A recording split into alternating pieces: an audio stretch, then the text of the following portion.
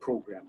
And so some of these things, like I've said, and these are just some of the avenues out there. There's many others out there in the field if you want to get a little bit more specific and go into a little bit more depth. And I'm just got some couple of notes here. So if you want to go into violence prevention, conflict response and transformation, you're looking at nonviolent social change. You're looking at humanitarian action or humanitarian aid, like it says up there on your screen.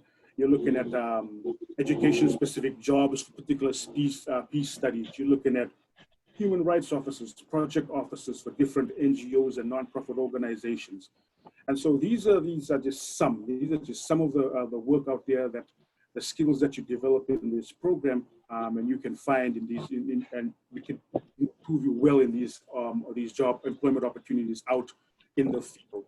And let me just talk about a couple of our alumni. You know, we have a great group of alumni that have gone through and are doing great things in the world. We have Shemina Jory Miller, who's working with Chris Pineda in Salem, Oregon, and what they're doing is working with community leaders, the educational system, influencing education policy. It's part of an NGO, and Shemina is also working, and actually both of them are working in the collegiate space. Shemina is working currently at EMU as a professor there, and Chris has worked at BYU as a professor here also. We have Zach Tilton, who's doing peace-building evaluation for programming. We have his wife, Julie Hawk, who's doing more online public relations work between people on different sides of the political divide. We have Taylor Rippey and Taylor Pierce that have started an NGO around women telling their stories of these sex survivors, telling their stories of abuse and voicing that. And so we have a lot of our alumni that are doing really great work. Emma Billings, going into conflict zones in Africa and Nigeria, and using the tools that she learned from class, so Ho'oponopono, Yafonga, these traditional methods, and introducing it to participants in workshops on the ground in Nigeria. And so a lot of our alumni are doing really great work out there. And so it's always, that opportunity is always available to you if you want us to connect you to some of these alumni that's doing great work. A lot of our internships have come about by connecting our current students to alumni that have gone on. Okay, let's move on here a little bit. I don't know, Chad, should I take some questions about careers before I go into internships, or? That's great. If you want to open it up for questions, yeah, you can ask, you can send stuff in the chat, or if you're following on Facebook Live, you can set it in the comments there. And David, why don't you go ahead and maybe start talking, unless there's someone right here on the Zoom that wants to chime in, and then otherwise you can put your questions in the chat. I think that's probably the easiest way. Okay. And I'll feed those to David throughout the workshop. Okay, sounds good. Okay, so that's just a little, just a little broad stroke on a summary on some of the careers that are available to you. Some of the, if you want to pursue peace as a profession. Again, this is just a snippet. This is something that is underneath that umbrella. There are a lot of other different fields, and you as peace builders can go out. This is not comprehensive. You may even find a role that's, you invent a new form of peace work, right? And so this is not comprehensive. I just want to make that clear here. Okay, let's go on to the next part here, and I'm gonna go into our internships. And so I'm gonna pull up this graph. Again, this graph should have been, this pamphlet should have been sent to you on Canvas. Okay, so this is just internships for our peace building program. For the longest time, Chad was doing internships and doing everything else by himself. So I'm glad I was able to help him out in this area here. It's before we go into it, I just want to make clear that internship is as of right now, internships are going on. An internship is not a mandatory part of our peace building degree or the certificate. But we encourage it if you want to, if you want to test a particular field that you want to go into afterwards. If you really like mediation, maybe we'll send you to a place like we've sent some of our interns in the past to the Arizona court system, where you can follow a legal mediator and see if that's the avenue of employment that you want to pursue. And so, sorry about that, let me close that.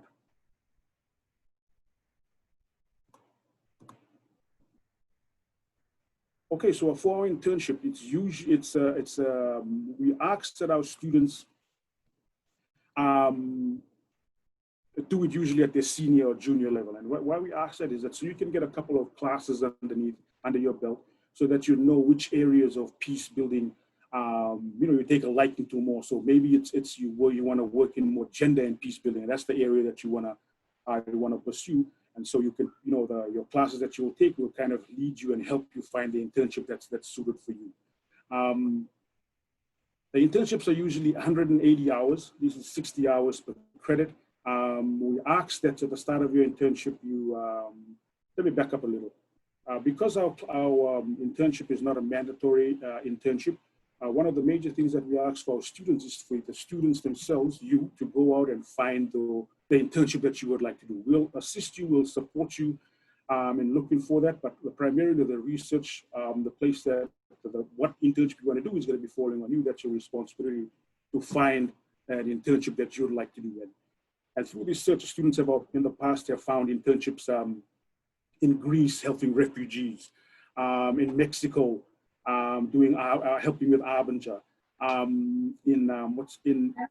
in Arizona, working with horses and working with troubled boys, using Arbinger to help them through some of these tough times that they're facing in life. So we're asking you to find something that you feel you would enjoy, that is an area of, like I said, employment you want to pursue, and then bring that to us, and then we can help and support you along that journey.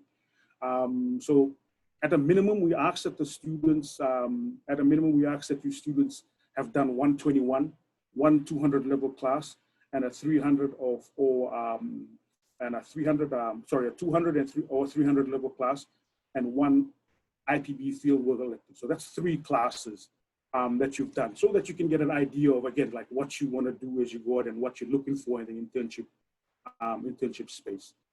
Because of this COVID-19 situation, again, I don't, as an internship coordinator, I also work with the other faculty in our program just to get some advice and get some counsel from them.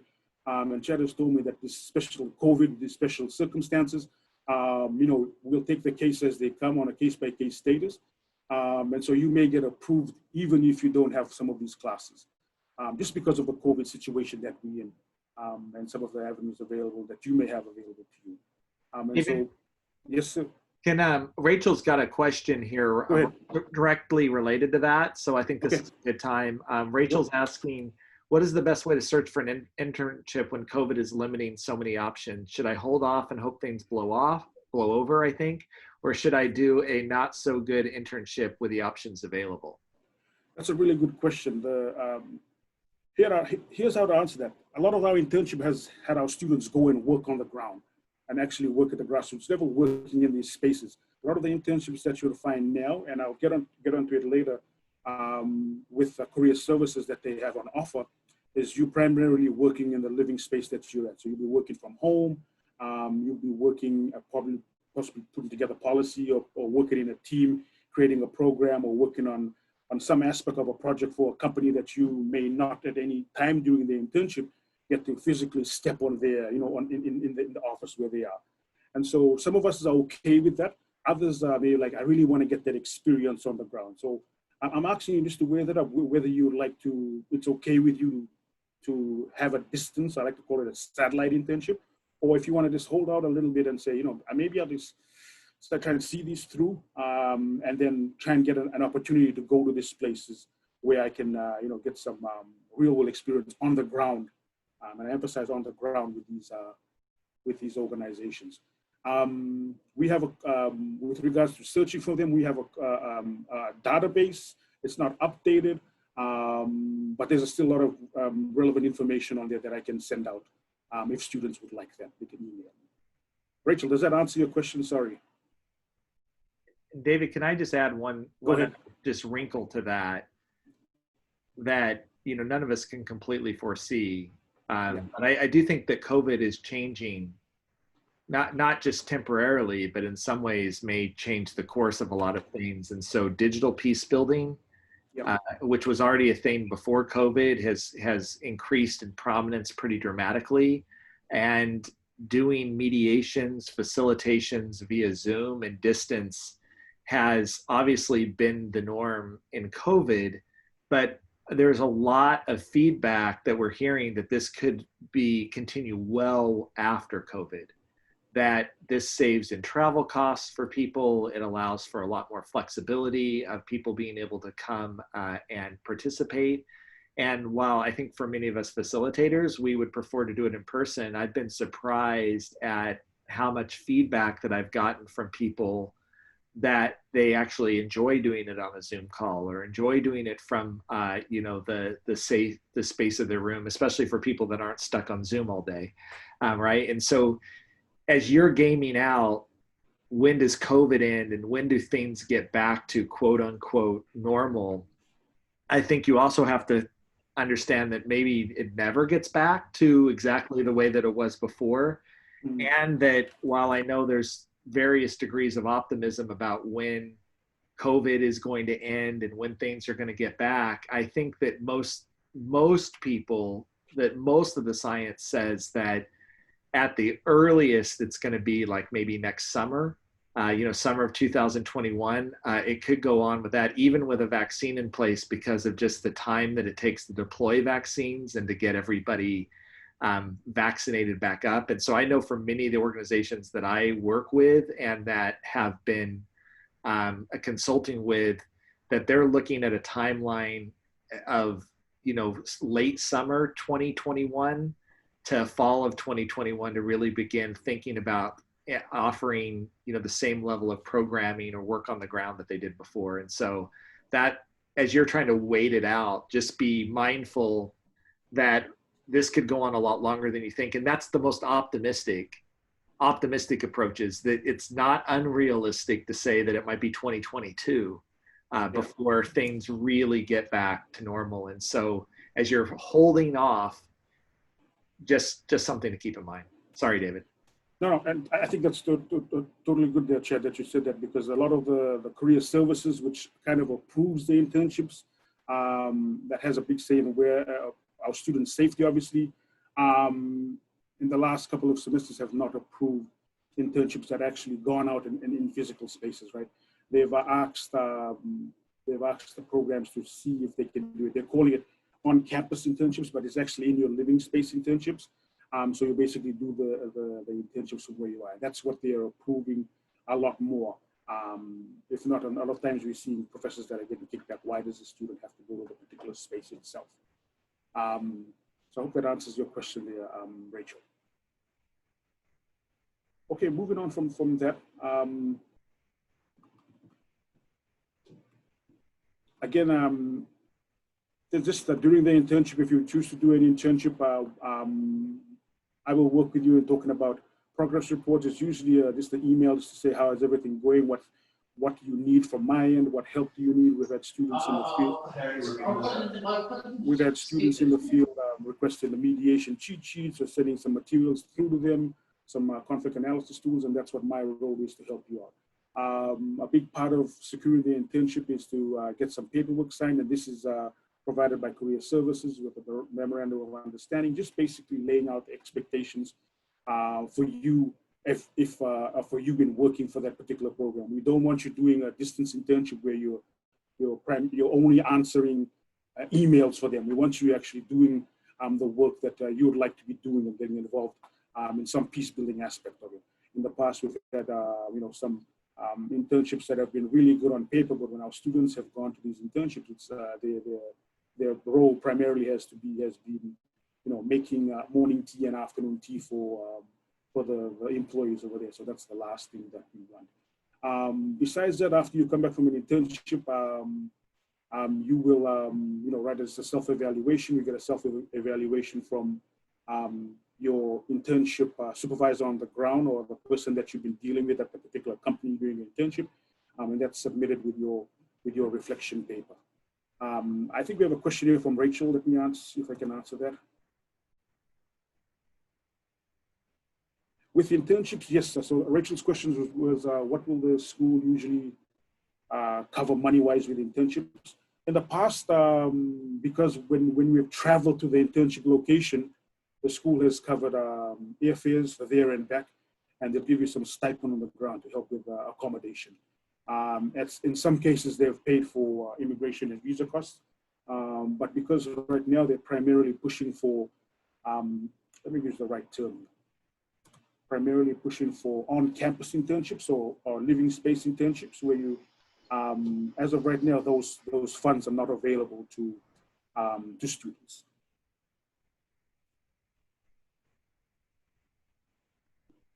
And so just touching on that also really quick, the scholarships that are typically available that cover all of those things, not just from the school, but because the church has said we don't want anyone to travel, we're essentially just waiting for the church to say something else, and then those funds would be back and available. That just kind of depends on when things start clearing up. Thanks for that. Thanks, Jay. Oh, Jay's right here. Jay works in career services online. He's an expert here. So feel free to send some questions to Jay too if you have questions about the internship. And Jay, feel free to add in here also. Yeah. I did have two things about that really quick. I missed the first few minutes. The internships, I don't know if you guys had already talked about this, but they changed from 60 hours for 1 credit hour to 45 hours for 1 credit hour. Okay, that's good. I didn't know that. Thanks for sharing that. Yeah, of course. And then we're also working on our website. So you should be able to get more of the technical details just by going to the career service part of the website.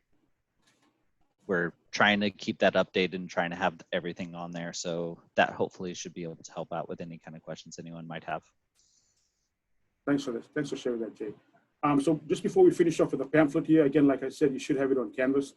If you're interested in an internship, the first person that you want to email and talk story with is me. So send through an email. I want to do an internship. What are the areas that you're interested in doing your internship in? And so we can start a conversation around that. And then I'll walk you through the process, and I'll walk you through our faculty process and working with, as you can see on the screen now, with Lisa Faunalua, and then give you some pointers so you can get your MOU everything in order before you go and see Jay and everybody else at Career Services. Makes their job a little bit easier there. Any questions right now on this internship before we go and talk about where we've sent our students? And what's available at the internship career services right now.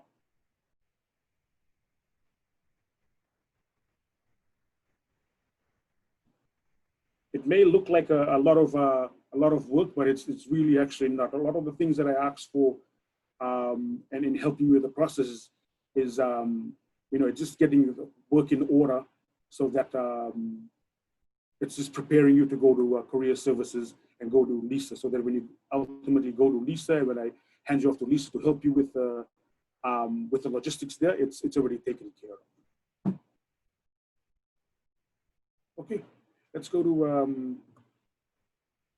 back to this right here.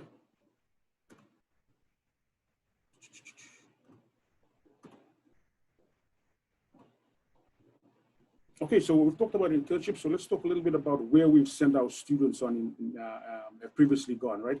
So let me just pull this up and share the screen with you here. So where have our students previously gone in the past? So we've sent them to NGOs in the Pacific.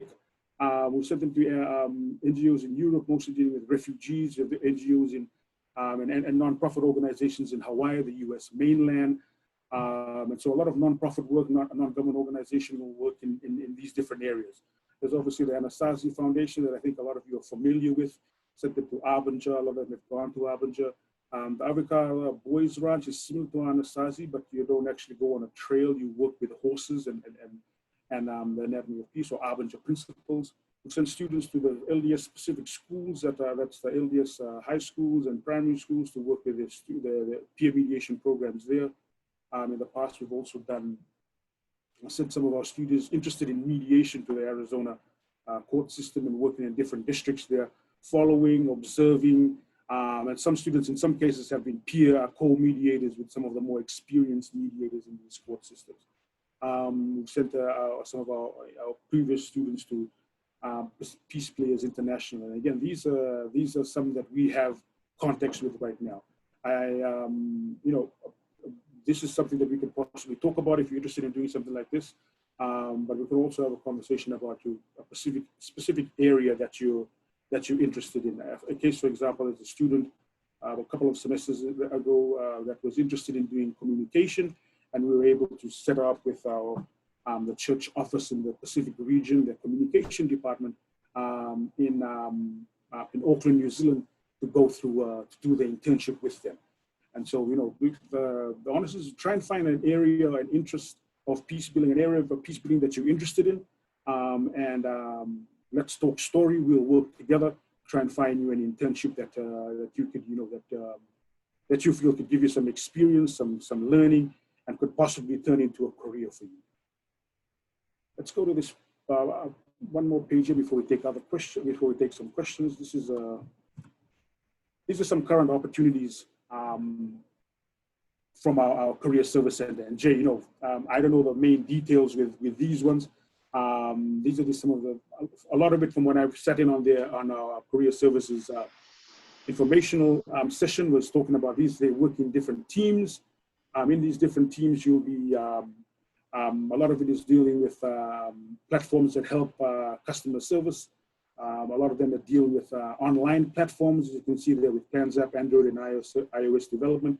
And so in essence, you'll be working on campus, you'll be working in your teams and through Zoom meetings, and then you'll be creating product and completing these objectives that these companies have set out to you as your student group. Jay, you want to add to anything over here? Yeah, so they're essentially kind of like a class. So you think of it like a class, it's a 3-credit class, but instead of doing coursework and going and listening to lectures and doing all of that, you're put together with a team, and the company has requested certain things or wanted to work on some kind of project and has these certain expectations. So you work with your team, and maybe you're creating a communication thing, or maybe you're creating a new platform.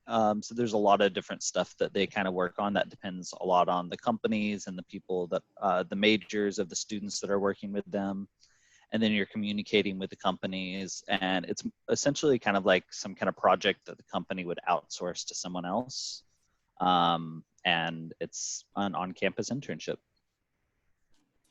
I will send the career services send us a detailed breakdown of what these companies want. Mm-hmm. So I'll send this to your different TAs, and they can put it on your Canvas page to see if you're interested in any of these, working with these different teams, and can use it as an internship, maybe next semester or the semester after that. Okay, that's my short presentation. Not as as lengthy as our awesome dangerous one that we had last week, but what are some questions that you have around the internships? From the peace building aspect, it's good that, again, like I said, we have Jay here to give a little bit more information from the logistical side and career services. But what are some questions that you have for me right now? And I'll have a look on Facebook also if there are questions there too.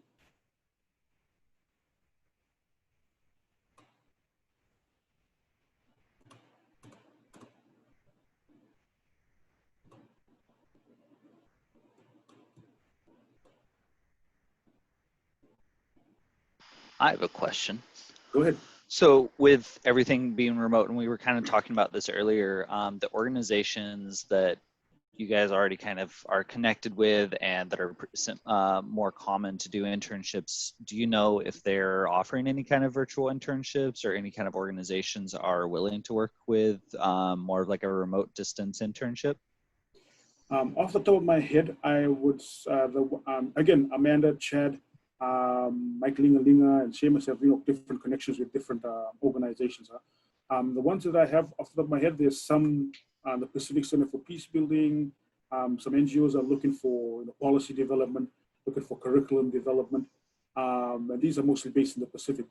But it's, it's not hard to find out if they're looking for something. Again, these are people that we normally keep in contact with, and an email is checking if they could use interns or could use a team of our students. And because of the work that our students have done in the past, that our BYU Peacebuilding students have a good reputation working with these companies. And so even for me myself, I have an inclination that some of them do need it, but it's not hard to find out, Jay, if they need it. And I can find out for any student that's wanting to go into a particular field, right?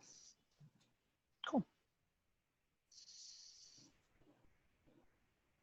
Other questions, please, or maybe additions from Amanda or Chad. If I missed anything, if you felt that I missed anything with internships, careers. David, can I add on? I want to be realistic. It's hard. This is a hard market right now. Yeah. And I think a lot of our students have experienced that and have, struggled in some ways to figure out their way forward. Where I've seen our students have success, again, is in the digital peace building realm. Our students that have had experience working with social media or working online with things like the Commons Project, for example, where we've placed several students and they're working on the online sort of dialogue between, different political groups or what have you. Our students' willingness to sort of work in that space, or if they bring specific skills to the table, you'd be surprised how so many of these organizations have had to pivot online, right? And so they're in the process of pivoting and often don't have the skill sets within their organizations to pivot the way that they need to. Really great success story that just happened is one of our alumni, Bailey Rasmussen, who was doing a little bit of contract work for Peace Players, just was hired full-time by them because they recognized we need this, 24/7 within our organization, and that this is the sort of new normal.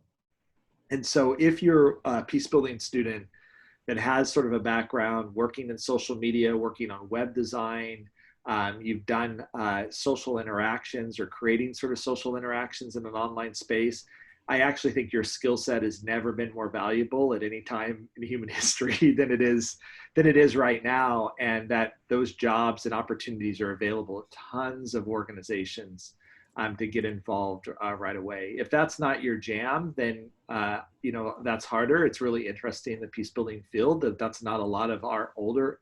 We've all had to adapt.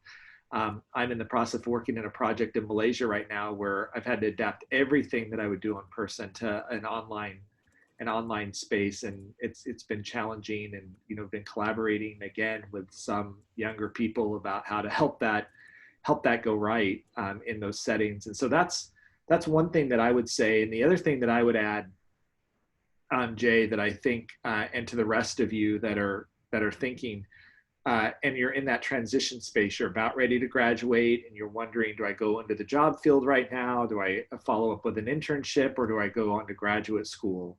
And we will have a graduate school forum a little bit later in the semester. Is that in times of economic downturns, graduate school becomes a better bet, right? It's a chance to sort of wait out the job market, if you will, while picking up additional skills and improved hireability within the field. And so, when the job market and the economy is really going well, it often makes sense for students to take a year or two, a gap year off, and go get some experience in the field, go do work, what have you. In an economic downturn that we're in right now, I think choosing graduate school and maybe doing that directly out of college is a really good idea. Interest rates are very low right now on educational loans in the U.S. If you need to sort of go that route, they're at historic lows at the moment.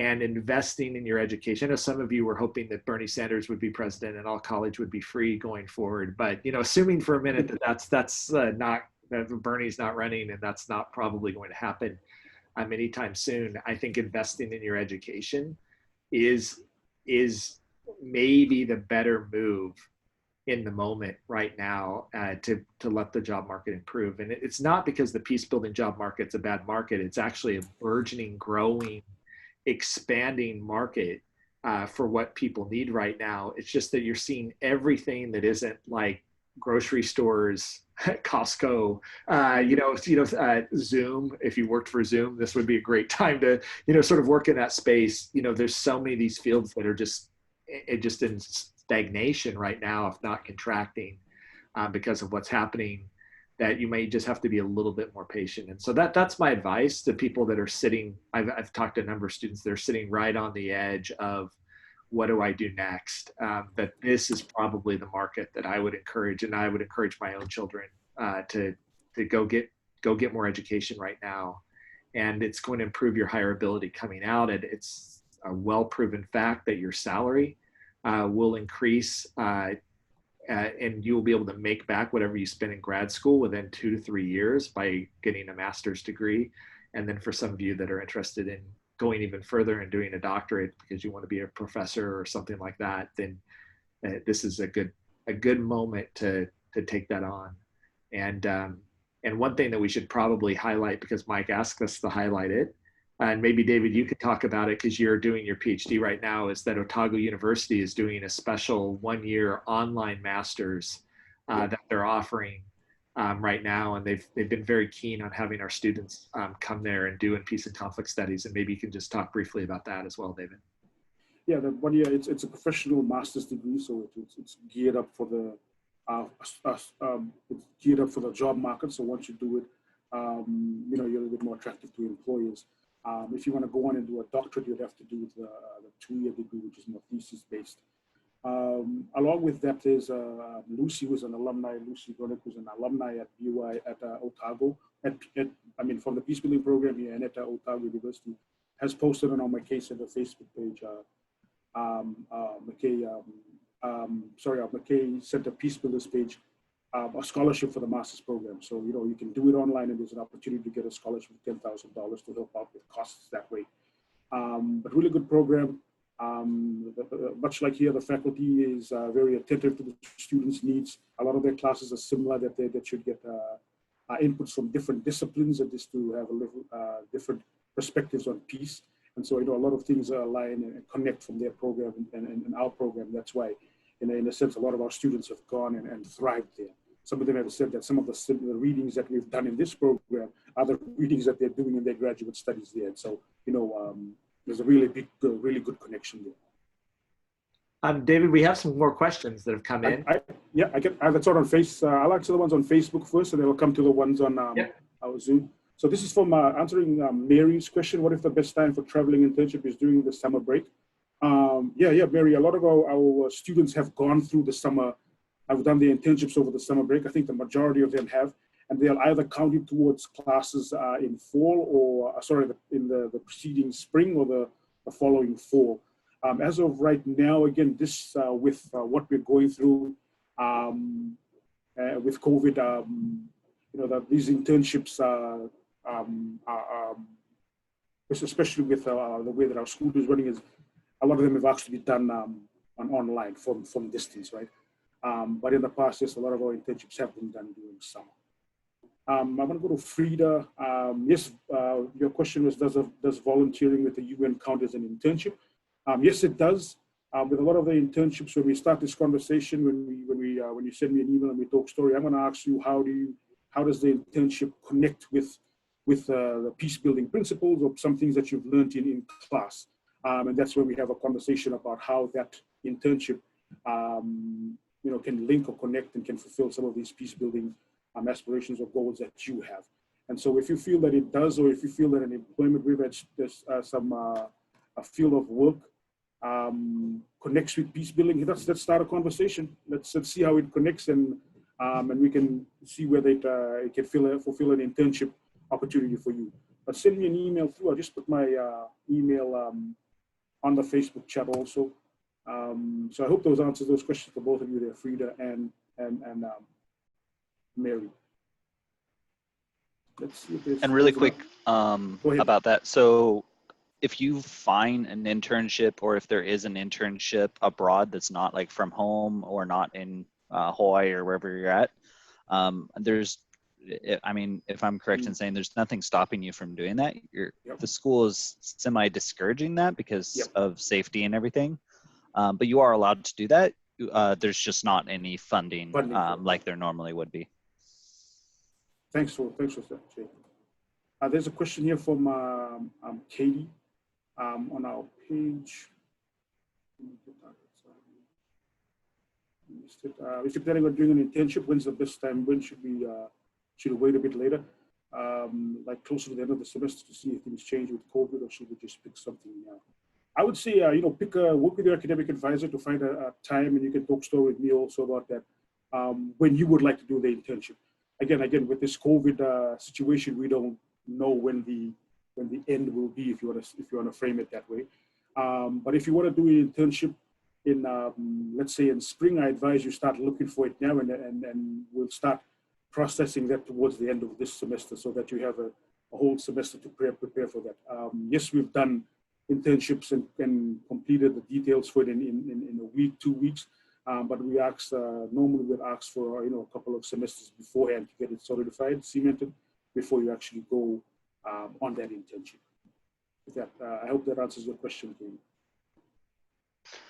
Another thing, I would assume kind of the vibe I'm getting from the career services and the technical side of things with the scholarships, I would assume that the scholarships would come back actually after school goes back in person. Yep. So I would assume that maybe the scholarships would come back the semester everything goes back in person, or potentially after that. So it might be a little while until there is funding available for travel. Yep, and I think that's the same thing, Jay, that I've been hearing from Kenny and everybody else in career services. Okay, here's a question from Bianca. There are any known other resources, platforms, websites to find internships in Peacebuilding?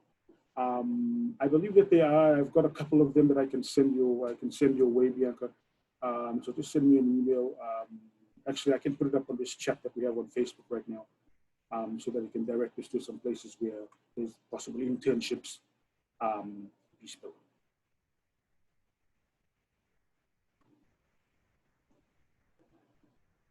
Other questions?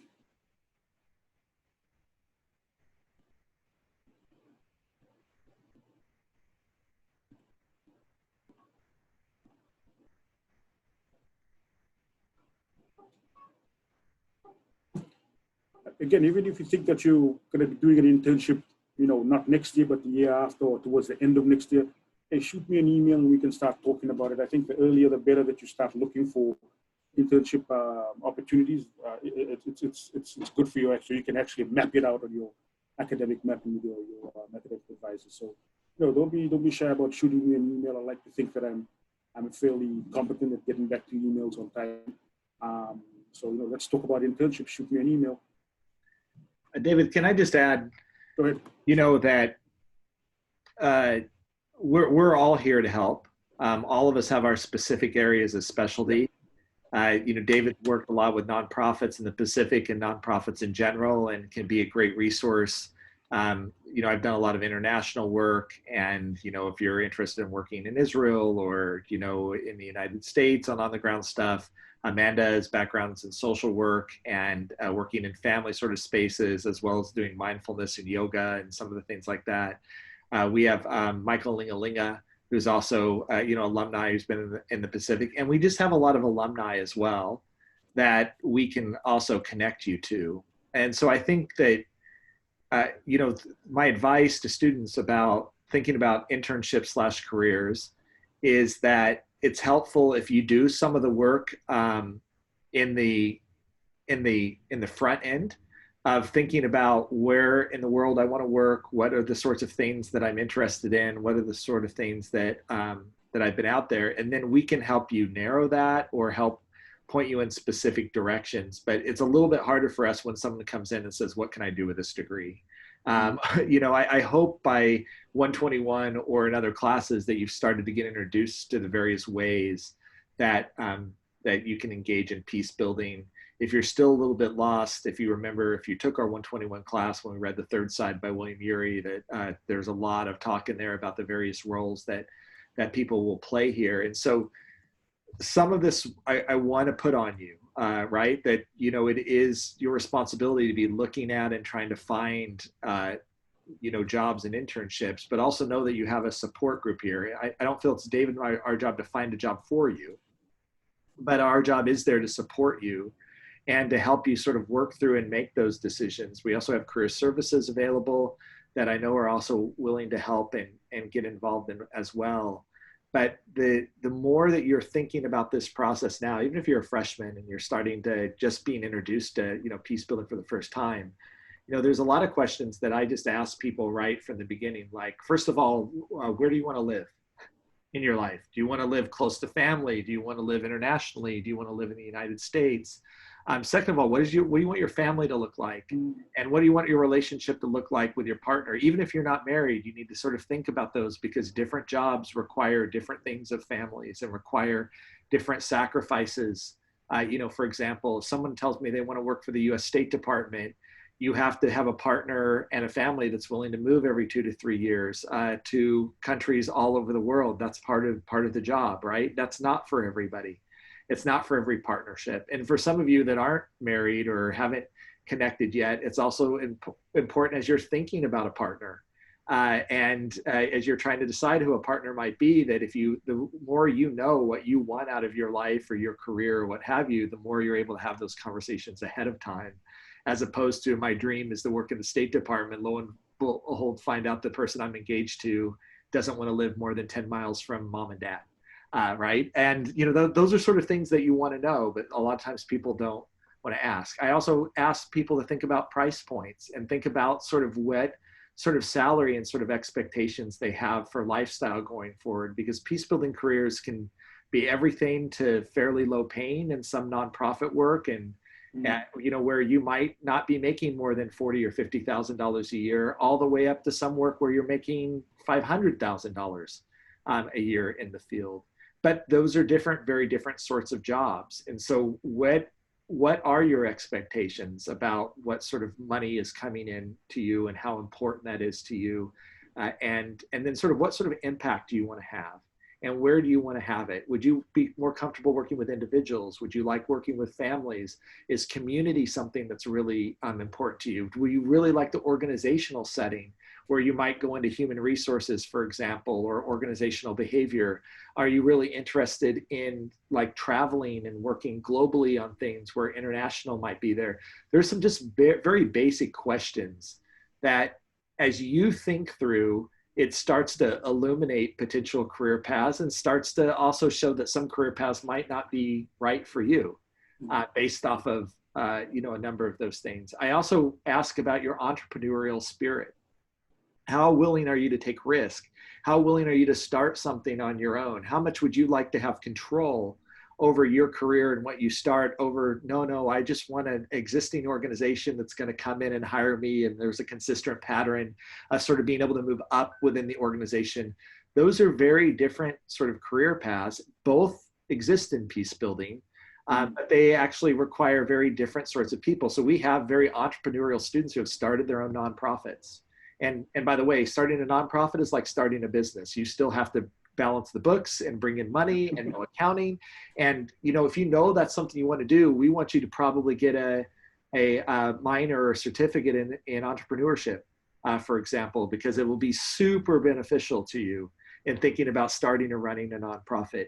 If you want to do therapy and you really want to work with families or individuals, maybe also we can help you academically by thinking about a minor or a certificate in psychology, for example, or social work, where you could really start to pick up some of those skills as well. If you're, again, in the organizational space, we can actually hook you up with alumni who are working in spaces of organizational development or behavior or what have you. And so also just thinking about the sort of spaces that you want to work in. I just find it so much more helpful when our students have processed some of those things and thought through some of those things for us to illuminate where potential internships, job opportunities might lie for you. Because one of the great things about Peacebuilding is there's a lot of opportunities and options. one of the bad things about peace building is that there's lots of opportunities and options. And it's a little bit like my joke with my wife when we go to Cheesecake Factory. I like that the menu is 40 pages long and you can get about anything.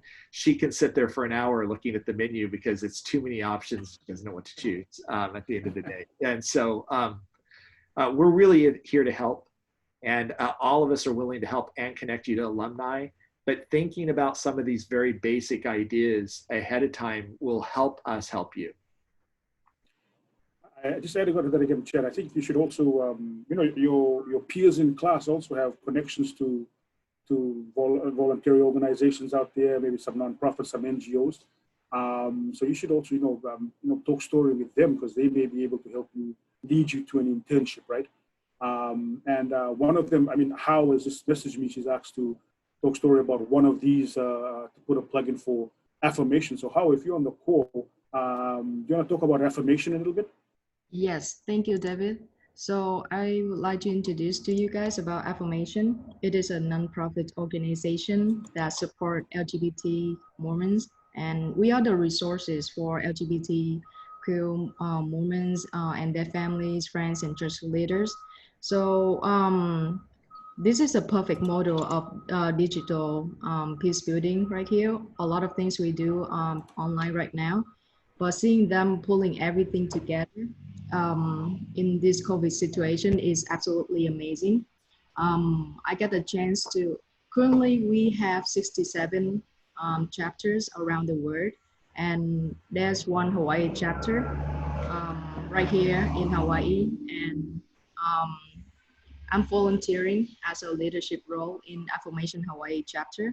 So it's not an internship, however, it's a volunteer, and I have been having a lot of good experience participating in this nonprofit organization. So, and I believe they always need help. So if you would like to do it as a volunteer, besides like taking classes from school, so I think this will be a good experience to add up to your resume, for participating a nonprofit organization. So if any of you guys interested, can message me, or you can visit affirmation.org, and yeah, I'll be more happy to give you like the information about it. Thank you, Ho, for that.